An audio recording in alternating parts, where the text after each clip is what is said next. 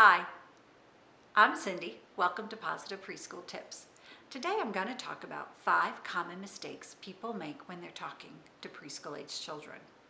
There really is a certain way to talk to preschoolers to get them to do what you want them to do.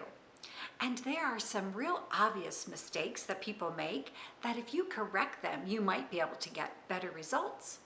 So here are my list of the 5 common mistakes I see people make. Number 5 is over flattery. Just going over the top with a child, telling them how fabulous they are, how fabulous their artwork is, how much you love, love, love, love it. And after a while, what happens is that everything you say starts to sound very insincere. The first time you say something over the top like, "That's the best picture I've ever seen anybody draw in the history of my classroom," they may enjoy it. But time and time and time again, what they find out is that what you're saying isn't really sincere because they hear you saying it to everybody. And then they start feeling like everything you say is not very sincere or genuine. So you want to be sure when you're talking to a child, when you like something, say it from your heart, not going over the top with too much flattery and compliments. Number 4. Number 4 is saying terms that mean nothing to children. And honestly, you're just wasting your breath. Things like, you know better, or how many times have I told you?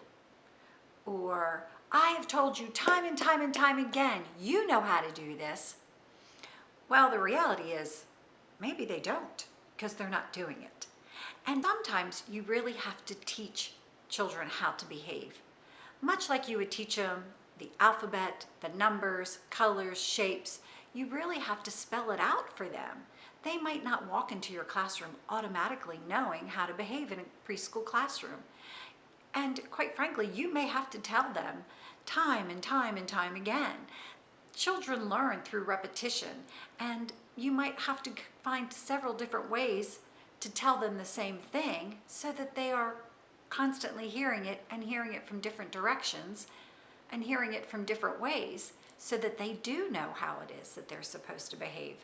So save all that, those terms for another time. They don't really work with preschool age children.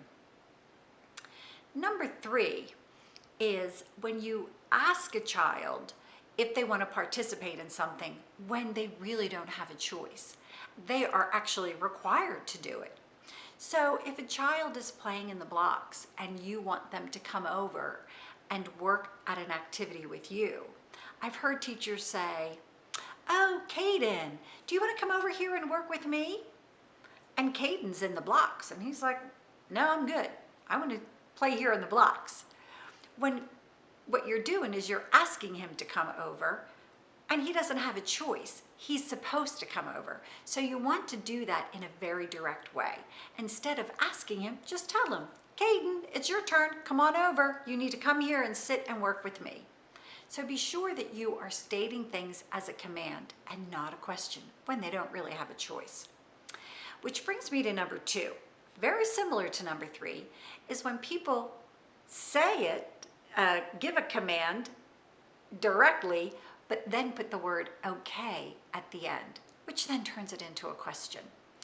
So it might sound something like, "Caden, turn to come over here and work with me." "Okay." "All right, class, line up. It's time to go outside." "Okay." Well, maybe somebody doesn't want to line up. Maybe it's really hot. Maybe it's too cold. So if it's not a question and it's not a choice, take that "okay" right off the end of your statement. And then that brings me to the number 1 common mistake I hear people make when they talk to preschool age children. And that is you want to be sure you state your command in a positive way and not in a negative way. So an example would be, if you see a child standing on a table, do not say, "Don't stand on the table," because all the child hears then is table and stand. What you want to do is tell them exactly what it is they're supposed to do. So instead of don't stand on the table, try put your feet on the floor. And then they go, oh, feet, floor. Or if you're passing out papers and it's time for them to do an activity, but you don't want them to start yet, instead of saying, when you get the papers, do not start coloring. Instead, you could say, when I pass out these papers, put your hands in your lap. So you're telling them what you want them to do. So those are my top 5 common mistakes people make when talking with preschool age children. And if you happen to make any of those, try and catch yourself, and so you can approach it in a different way. And I hope you get really good results from that, and that you have a much more happy, productive classroom, and you have children doing what it is that you want them to do